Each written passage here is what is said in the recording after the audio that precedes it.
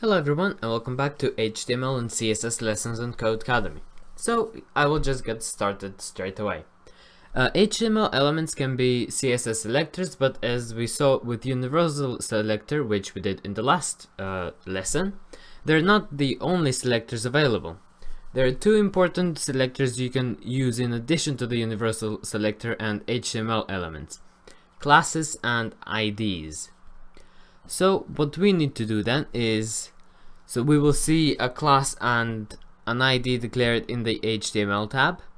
So in here, okay, we have class, we have ID, and then there's another class there. We'll get to the syntax for these in the next exercise. Okay, that's fine. And in the meantime, remove the comment from the CSS tab to see how they work. Where? Oh, from CSS. Okay, let's do that and save and submit, and there we go, we got the paragraphs all sorted out. So let's actually see, do we have any general declaration of what we want? So color red should be red, and then we have rogue should have, okay, that's actually confusing me.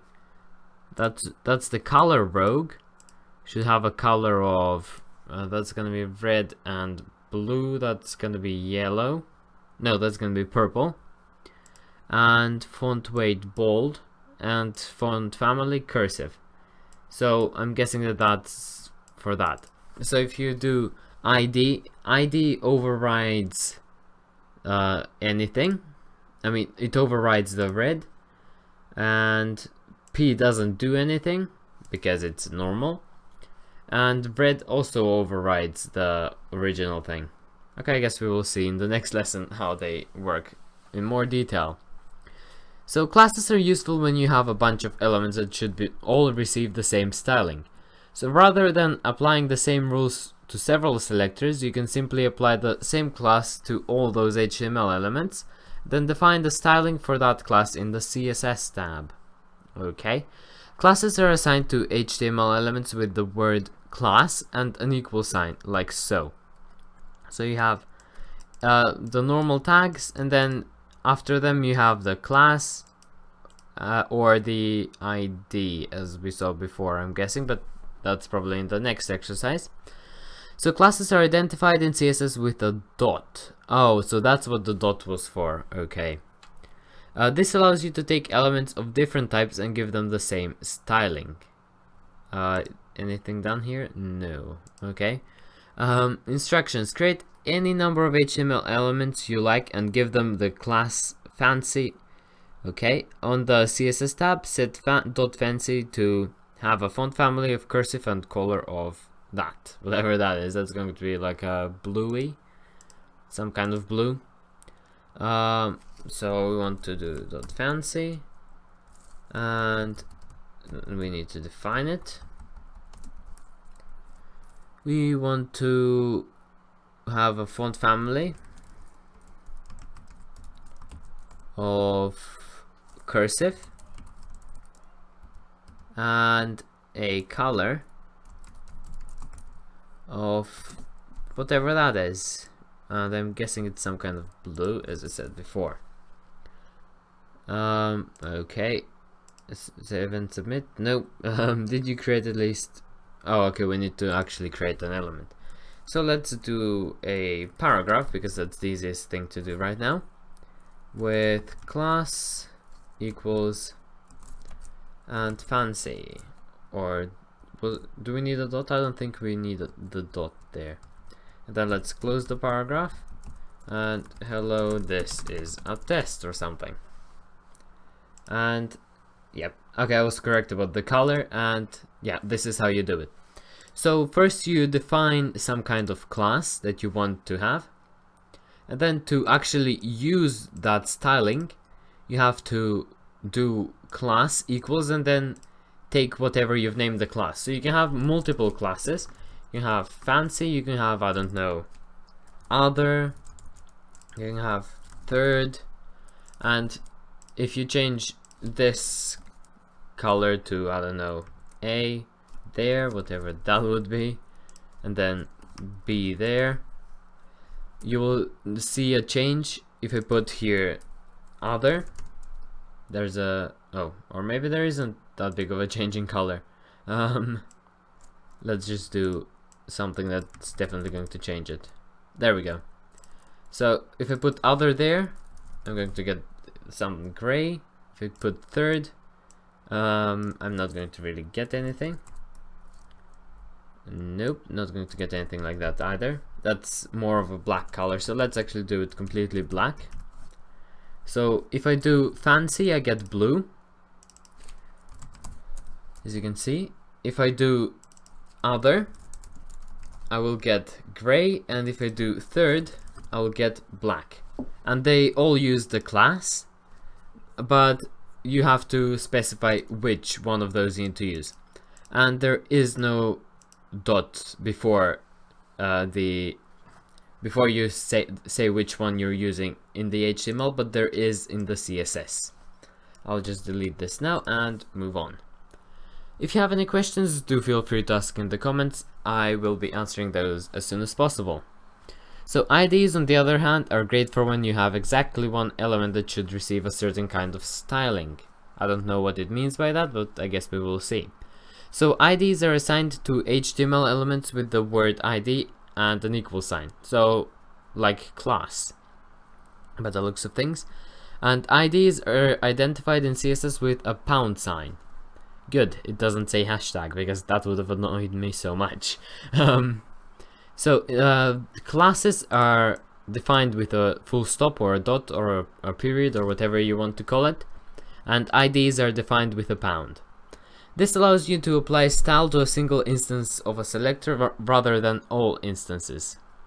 So create any number of HTML elements you like and give one of them the ID series, and on the CSS tab set series to have a font family of Courier and the color of, that's gonna be red, some kind of red. So I'll create P, I will create div, I will only create 2. Let's close them. Actually, I don't know how div is going to work with this, but okay. And I want to give them an ID of series.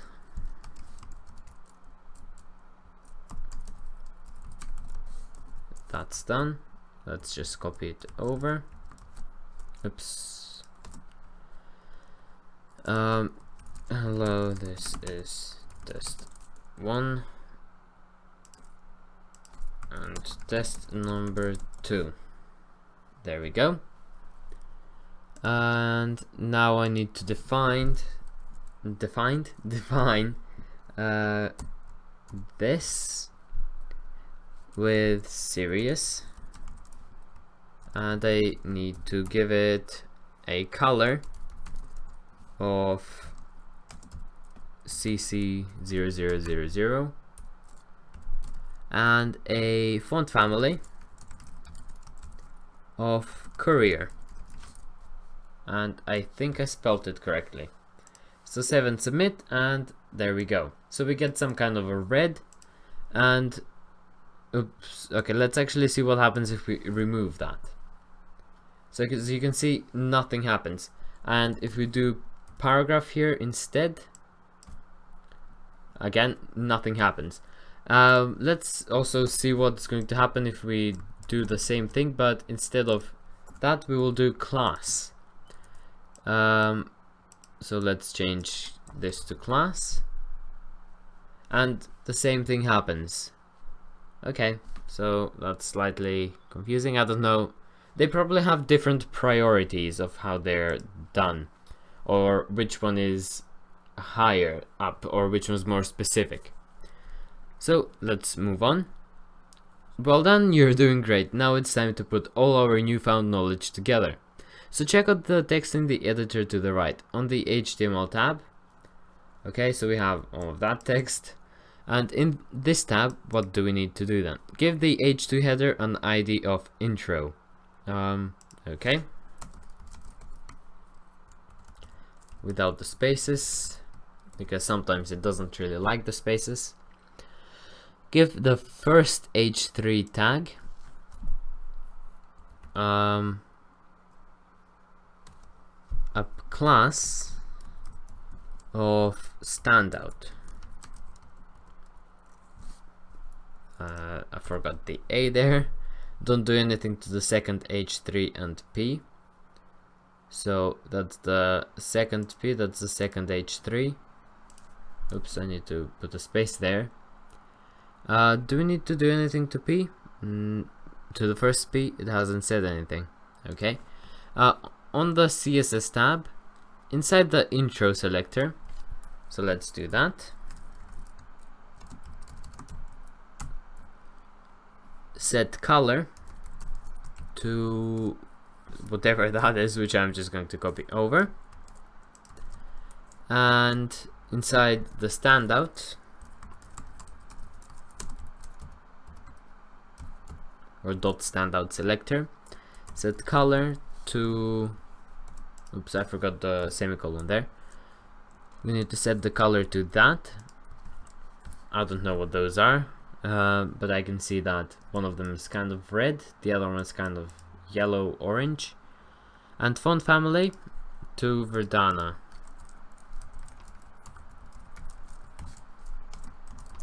There we go.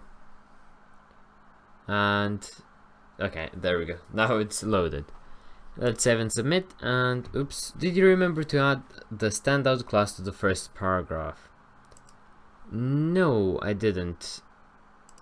Okay, so I need to do class equals and standout. There we go. Do you remember? Same thing again. I don't know. I will come back in. I just realized that I'm putting this in the incorrect position. I'm putting it in the h3 tag for some reason. But I need to put it in the p tag.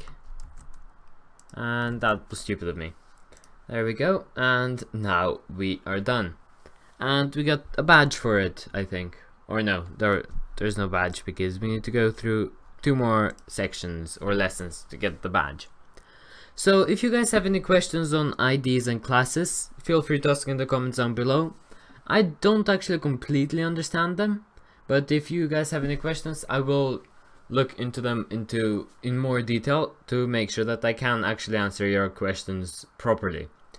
So until next time, if you have any questions, as I said, I will repeat myself again, feel free to ask. If you liked this video, give it a like. If you disliked it, give it a dislike and tell me what you didn't like about it so that I can improve for next time. But until that next time, thank you guys so much for watching, and